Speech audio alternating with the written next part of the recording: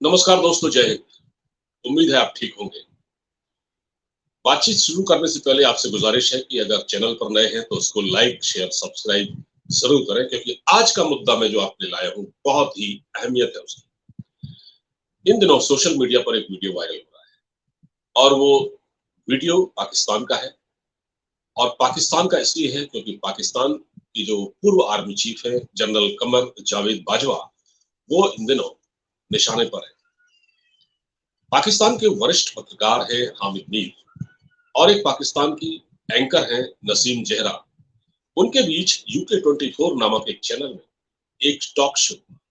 उस talk show में नसीम जहरा के सामने पाकिस्तान के सीनियर पत्रकार हामिद मीर ने यह स्वीकार किया कि कमर जावेद बाजवा ने कश्मीर का सौदा कर दिया है।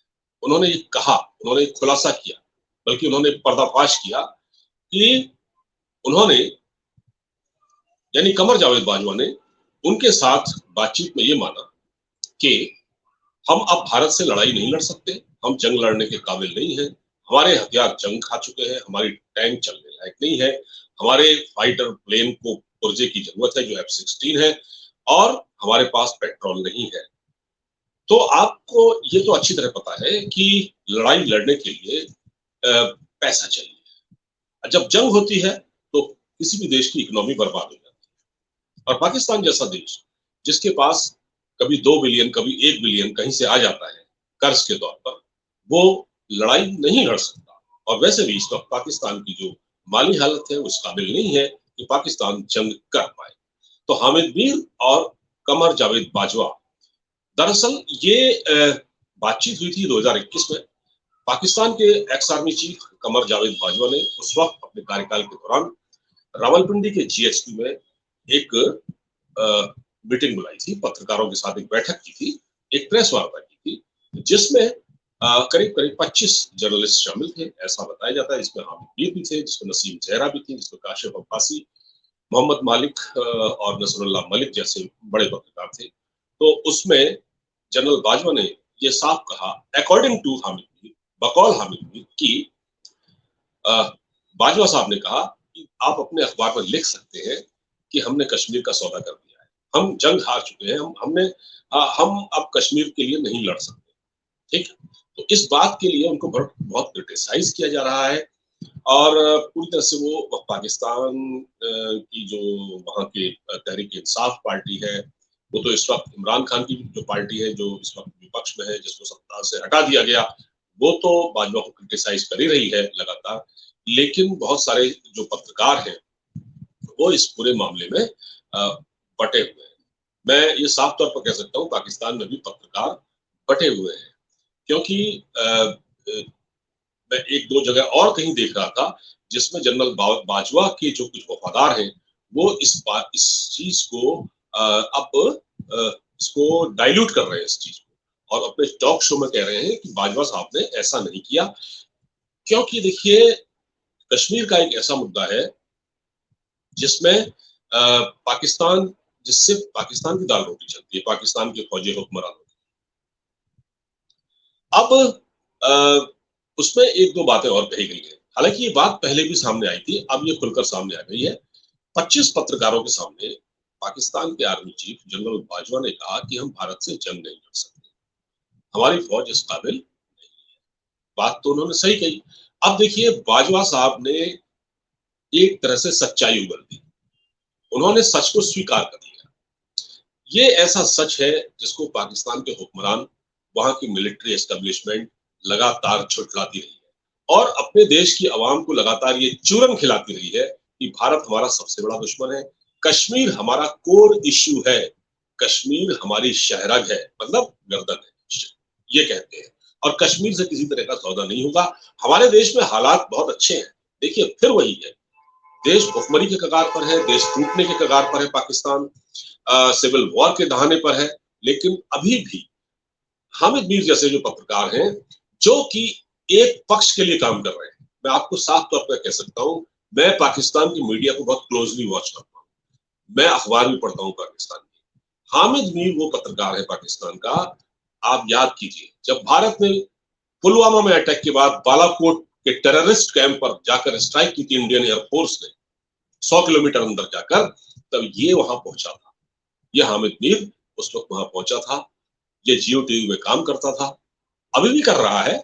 और ये वहां पहुंचा और उसने वहां दिखाया था कुछ टूटे हुए पेड़ जो चीड़ के थे, क्योंकि पहाड़ी इलाका है, चीड़ के पेड़ टूट, डालें टूटी हुई है। और उसने दिखाया था कि भारत की एयर स्ट्राइक में कोई मदरसा नहीं था, किसी को कुछ नुकसान नहीं हुआ। भारत ने कहा 300 टेररिस्ट मारे गए, जिसमें मसूद अजहर भी था जो आजकल गायब है, वो उस स्ट्राइक को मारा गया। तो अभी हालांकि क्योंकि वो दिख नहीं रहा है ना, इसीलिए, क्योंकि वरना तो घूमता रहता था वहां पर। तो इसने क्या दिखाया वहां अपने कैमरामैन के जरिए कि देखिए भारत की एयर स्ट्राइक में कौवा मरा है, कौवे की फुटेज दिखा दी, जबकि मरे 300 लोग थे, 300 आतंकवादी मरे थे, सिविलियन नहीं मरे थे। भारत का इरादा सिविलियंस को मारने का बिल्कुल नहीं था, और ये करना भी नहीं चाहिए। तो ये टेररिस्ट मारे गए जो इंसानियत के दुश्मन है। लेकिन हामिद मीर ने क्या कहा, हामिद मीर ने कहा देखिए ये कौवा मरा है एक इस एयर स्ट्राइक में, और उसने फुटेज दिखाई थी। तो ये तो हामिद मीर है। हामिद मीर दरअसल क्या है, हामिद मीर एक पाकिस्तान की मिलिट्री स्टैब्लिशमेंट में जो डीप स्टेट है उसका खास आदमी है। और ये वो शख्स है जिसने एक बार उसामा बिन लादेन का इंटरव्यू भी लिया था कहीं गुफा में जाकर, पहाड़ियों में छिपा हुआ था। और हामिद मीर वो पत्रकार है जिसको 2 बार, जिस पर मर्डर के लिए अटेम्प्ट हो चुका है। एक बार तो उसको गोली लगी, एक बार उसकी गाड़ी के नीचे बम रख दिया गया। और तब पाकिस्तान के आईएसआई चीफ थे जहीरुल इस्लाम। इसने जहीरुल इस्लाम के खिलाफ केस भी किया। तो ये आदमी, क्योंकि इस वक्त इनकी जनरल बाजवा के साथ कुट्टी थी, ये बनती नहीं थी, जनरल बाजवा ने इसको ज्यादा भाव नहीं दिया। और ये इस वक्त नवाज शरीफ और शहबाज शरीफ और आसिफ अली जरदारी के लिए बैटिंग कर रहे हैं। ये पाकिस्तान की इंटरनल पॉलिटिक्स से जुड़ा हुआ मामला भी है, इसको समझिएगा। आसिफ अली जरदारी बड़े नेता हैं, और आसिफ अली जरदारी के ये बहुत करीब है। ये बल्कि नवाज शरीफ से ज्यादा करीब आसिफ अली जरदारी के हैं, क्योंकि इनको पत्रकारिता में लाने वाली, हामिद मीर को पत्रकारिता में लाने वाली थी बेनजीर भुट्टो, जो कि आसिफ अली जरदारी की पत्नी थी, जो कि जिनका की असैसिनेशन हुआ। तो ये शुरू से भुट्टो खानदान के करीब है। और इस समय क्योंकि चुनाव कराने की मांग की जा रही है पाकिस्तान में, तो ये एक ऐसा नैरेटिव वहां पर बना रहे हैं। और ये नहीं चाहते, क्योंकि ये नवाज शरीफ और जरदारी के लिए बैटिंग कर रहे हैं, क्योंकि नवाज शरीफ नहीं चाहता, शहबाज शरीफ नहीं चाहता कि पाकिस्तान में इलेक्शन हो, जरदारी साहब भी नहीं चाहते इलेक्शन हो।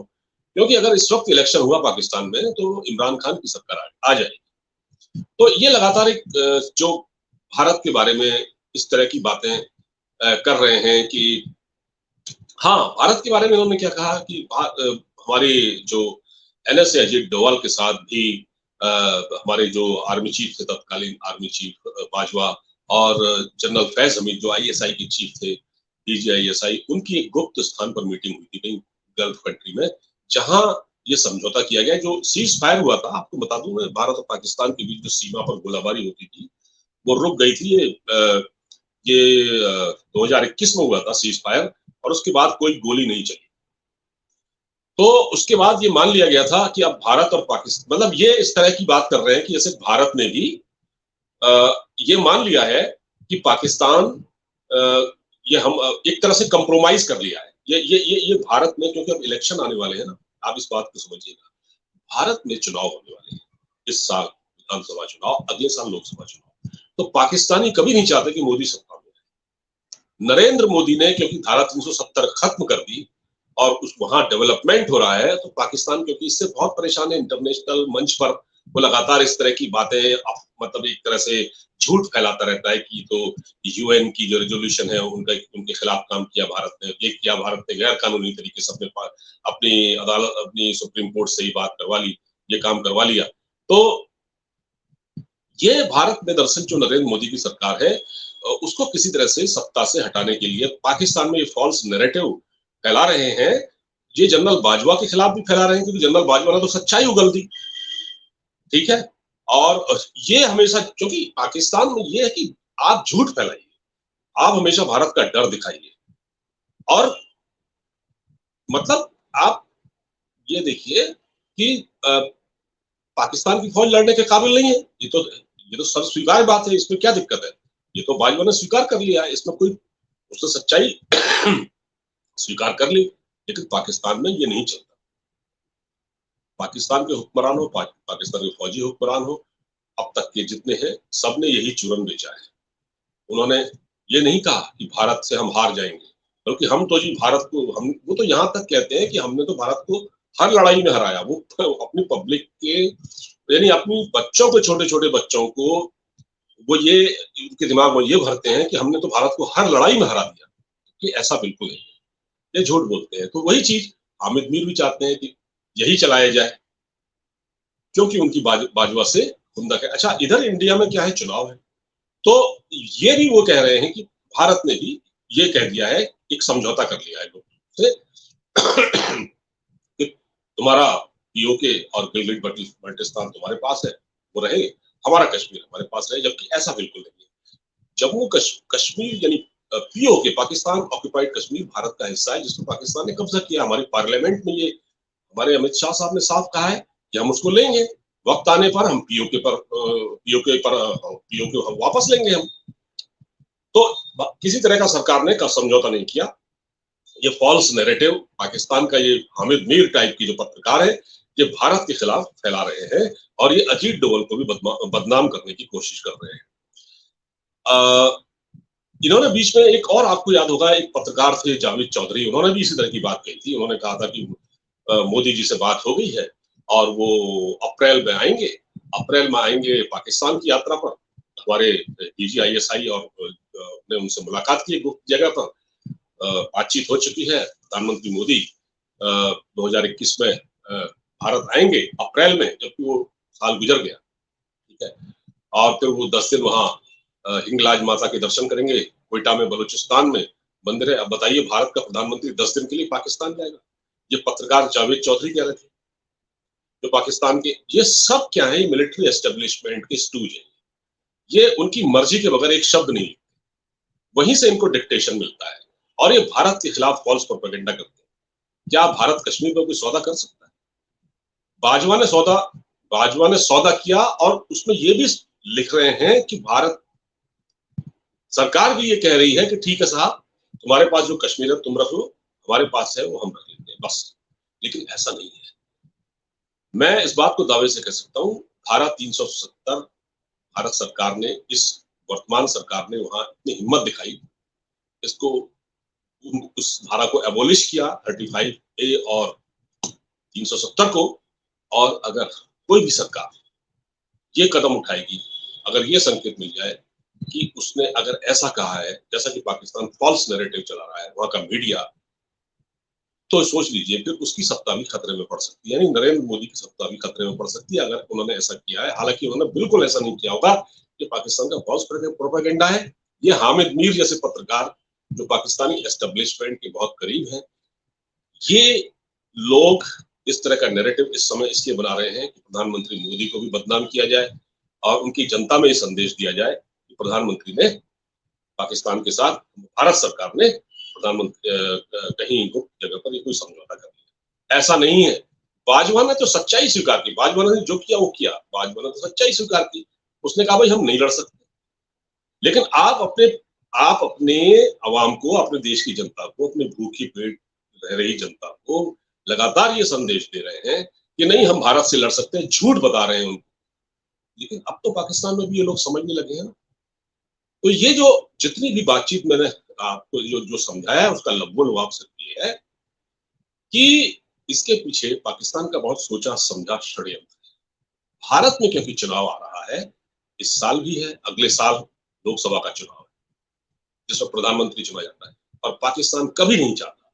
और एक बात और बता दूं, जो सत्यपाल मलिक वाला जो मामला सामने आया है, सत्यपाल मलिक ने जिस तरह से प्रधानमंत्री पर आरोप लगाया कि लापरवाही हुई, मोदी जी ने मुझसे कहा चुप रहिए। सत्यपाल मलिक जैसे लोग देश के दुश्मन है, और ये पाकिस्तान में इन दिनों हीरो बने हुए हैं। वहां का मीडिया लगातार सत्यपाल मलिक के उस स्टेटमेंट को चला रहा है। आप सोचिए ये कितने गिरे हुए लोग हैं। ये अभी परसों प्रधानमंत्री ने यही कहा अपनी स्पीच में कि मतलब कम से कम देश की सुरक्षा के लिए की खातिर ऐसा मत कहो। मतलब ये लोग कहाँ तक जा रहे हैं।